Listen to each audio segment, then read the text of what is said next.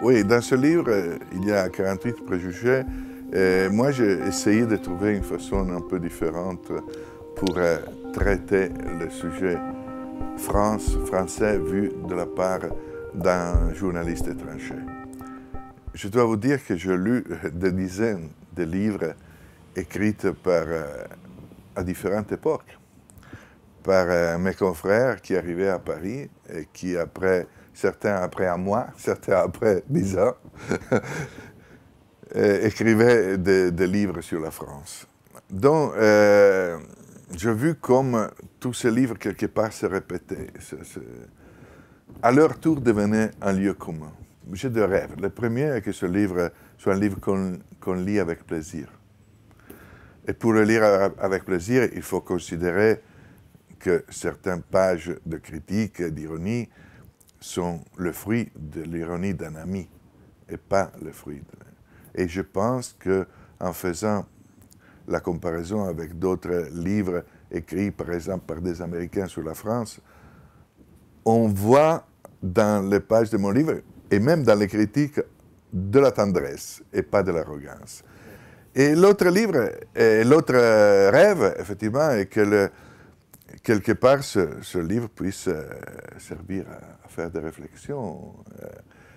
Donc, un livre, quelque part, léger, entre guillemets, qu'on lit avec plaisir, mais qui puisse être utile. Alors, la clé que j'ai trouvée, je ne sais pas si c'est une clé efficace ou non, ça, les lecteurs le diront, et je le répète, la clé de partir de certaines idées reçues, vraies ou présumées, des Français sur eux-mêmes. Ces 48 idées reçues sont des idées reçues que je crus individuées dans l'attitude des Français et dans leur comportement par rapport à eux-mêmes. Quelque part, la philosophie de ce livre est les Français vivraient beaucoup mieux s'ils s'adaptaient à être normaux. Ils ont besoin d'être normaux, d'arrêter de penser qu'ils sont quelque part les premiers de la classe. Alors, certaines idées reçues des Français sur eux-mêmes font du mal aux Français, pas aux autres. Surtout aux Français aujourd'hui. Mon but est disons pas aider les Français, parce que les Français n'ont pas besoin qu'un journaliste étranger les conseille ou les aide. Mais disons, quelque part, là, c'est encore dans le domaine du rêve.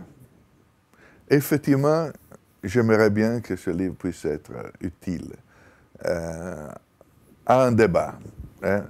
C'est un livre qui n'a pas, je le répète, les prétentions d'être le grand traité du grand politologue international français qui vient ici et qui fait l'analyse de la France. Je ne veux pas faire... Je n'ai pas ce type d'ambition planétaire, mais si un jour quelqu'un me disait qu'il a souri, qu'il a lu le livre en entier et que ce livre a été utile à un débat, ça me fait effectivement un grand plaisir.